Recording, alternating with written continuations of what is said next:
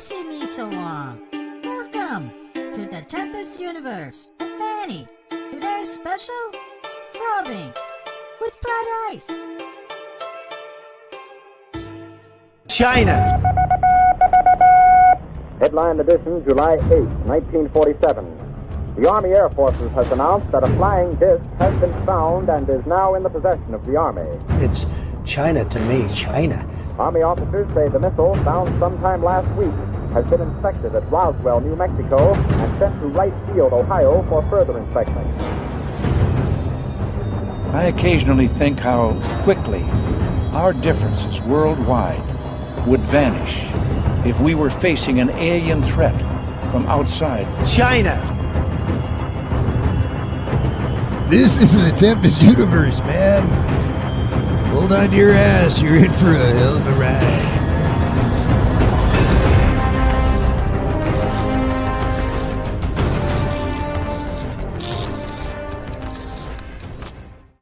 Jesus Christ almighty. I just sneezed right before starting this. Welcome to the Tempest universe. This is an scheduled episode. Now, over the weekend, I had one episode where we really didn't share it on the podcast. It was just on the internet, on YouTube. So if you want to see that, please go ahead and go to the YouTube channel. In the description, you'll find the link to it, so you can check it out.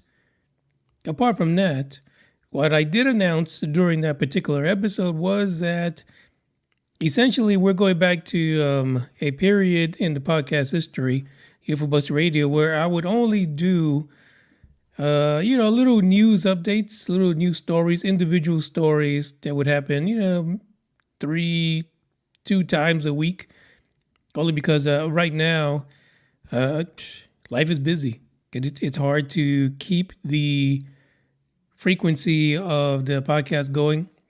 And as before, for those of you who were not around, basically what will happen is if I get an interview set up, we'll have that added to the shows, the episodes. But other than that, we'll get 15-minute episodes here going over any breaking news stories or anything like that.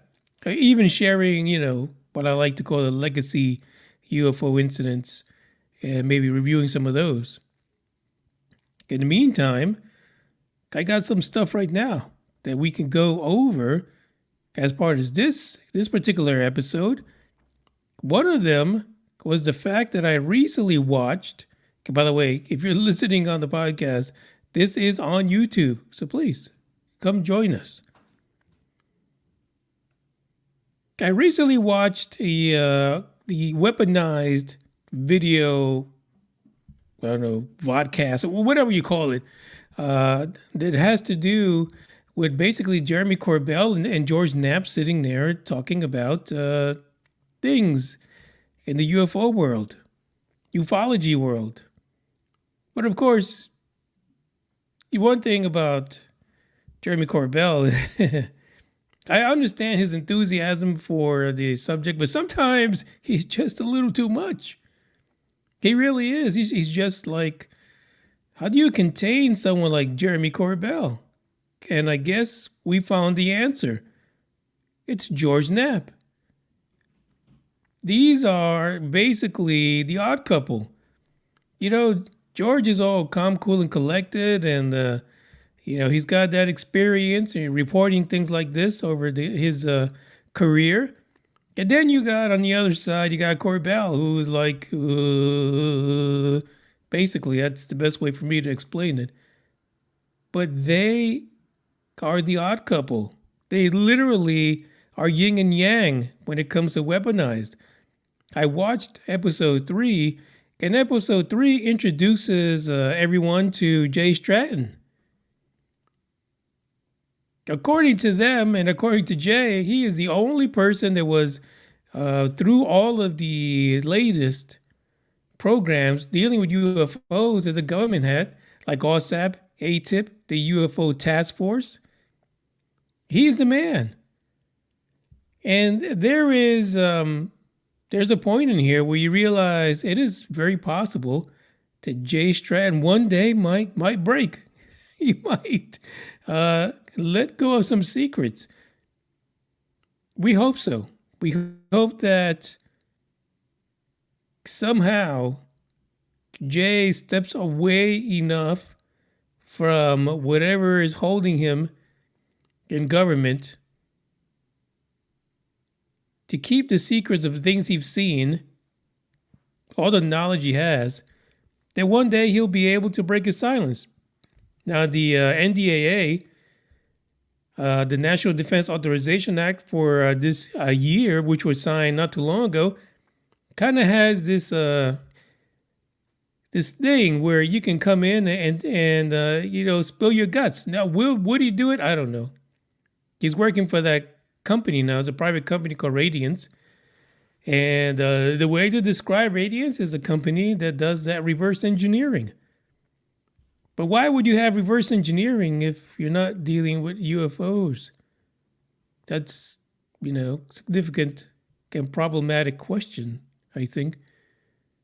One of the things that they cover in this episode is the fact that there are people which they refer to as the old guard in government that had a fear of UFOs being related to religion. It's something, again, I feel like I need to get into on this the podcast here, because it's fascinating to me. In a way, what if they are correct? What if there's some kind of religious implications to all of this madness known as ufology? Anyway, the interview is great. They tell some stories about their trips as they traveled over to meet Jay and go to some crazy science UFO conference. The chemistry is fantastic. I got to say that. And thank goodness that George Knapp is there to keep Jeremy Corbell kind of, stop it, man. He's a natural downer for Jeremy. But on the other hand, I could see Jeremy infecting George in a way that George might just come out of his shell and just be like, I don't know. It's all possible, right? But at the moment, this is episode 3 for them. And they talk about, like I said, Stratton, and he's there. Stratton, they did an interview with him at a hotel. And it's a good interview. You've got to check it out. This is the guy who was there through all those programs. The guy that, if there's anyone that has answers about what UFOs and UAPs are from a government perspective, this is him. He's the one that we need to eventually break his silence.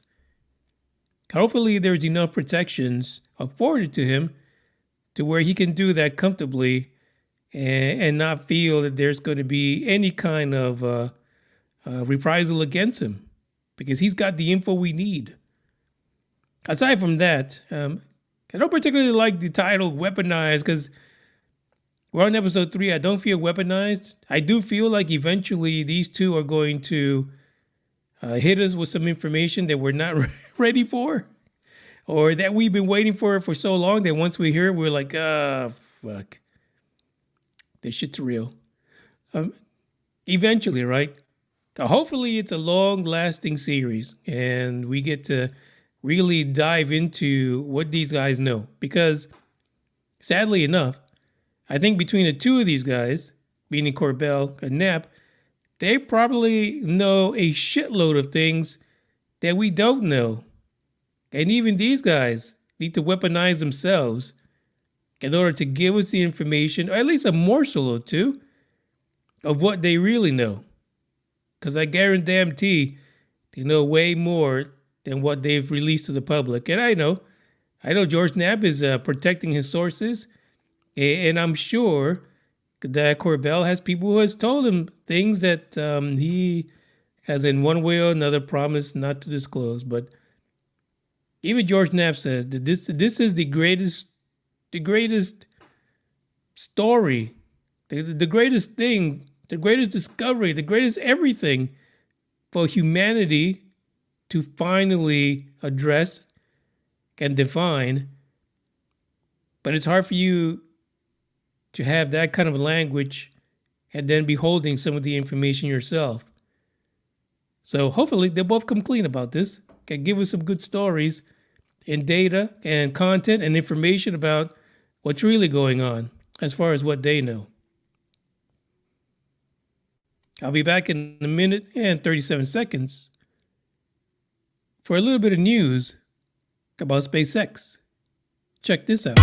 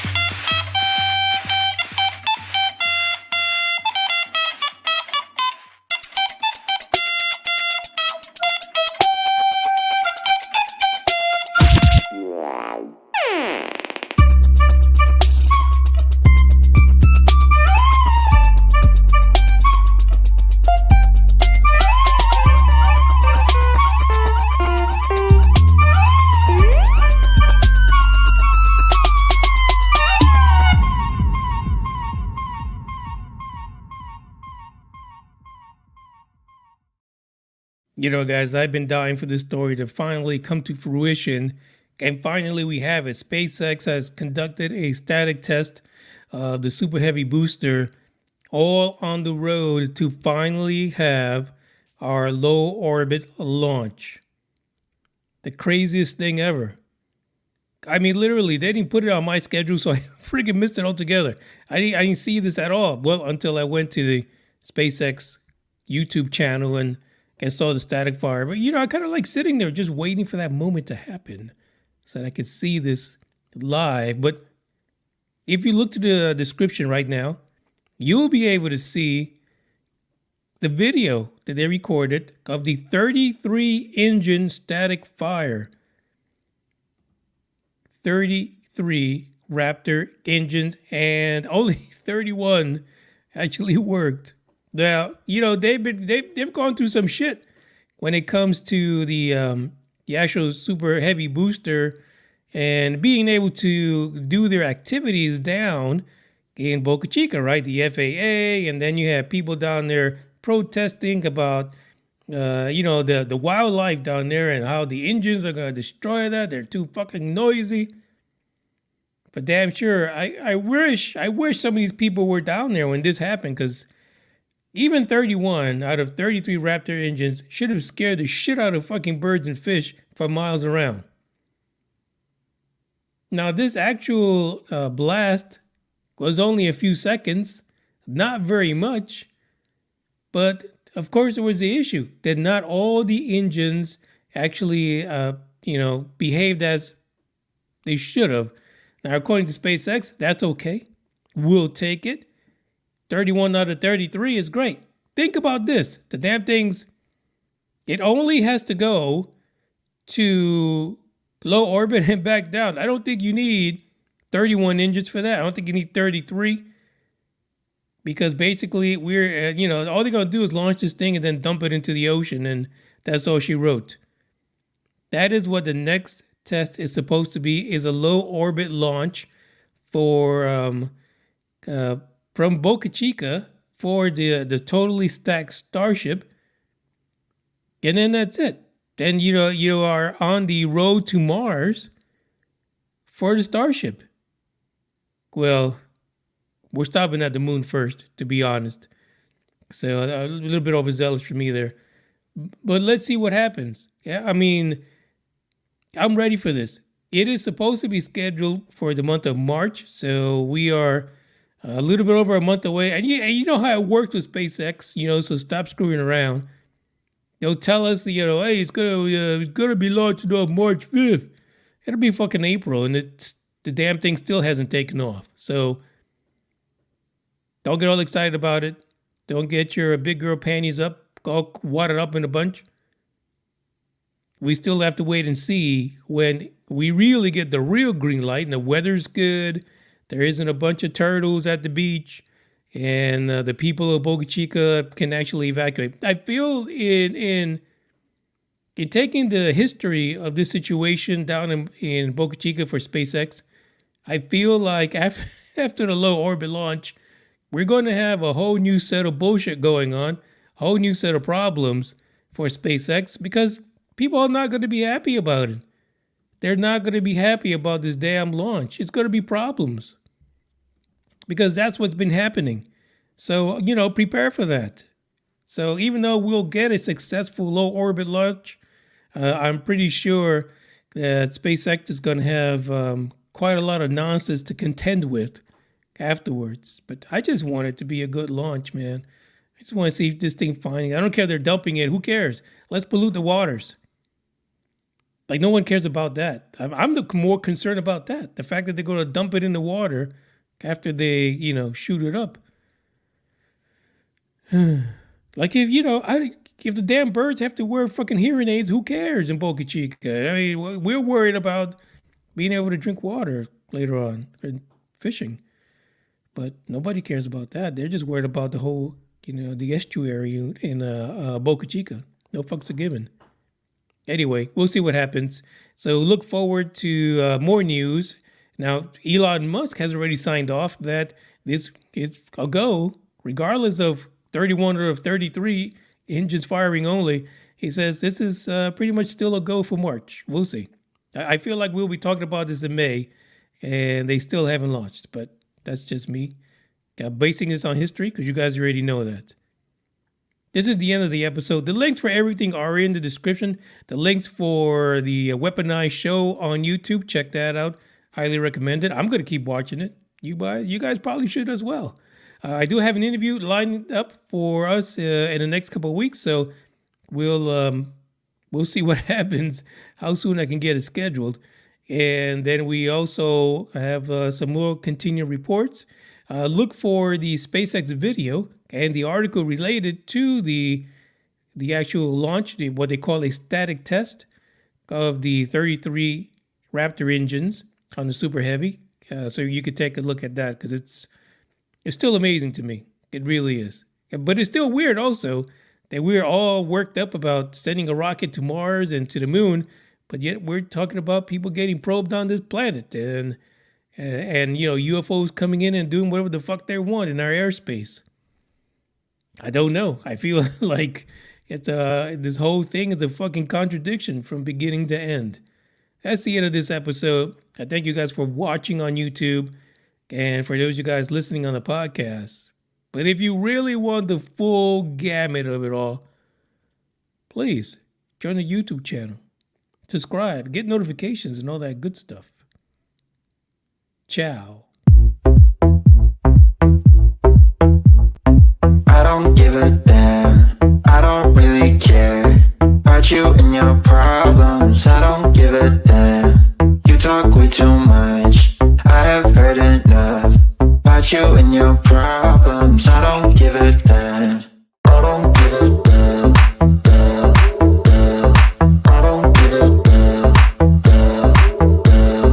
I don't give a damn, damn, damn. I don't give a damn. You wanna be with me. You wanna feel something real, but I'm feeling differently. You're making plans to get to France, but don't wanna face the fact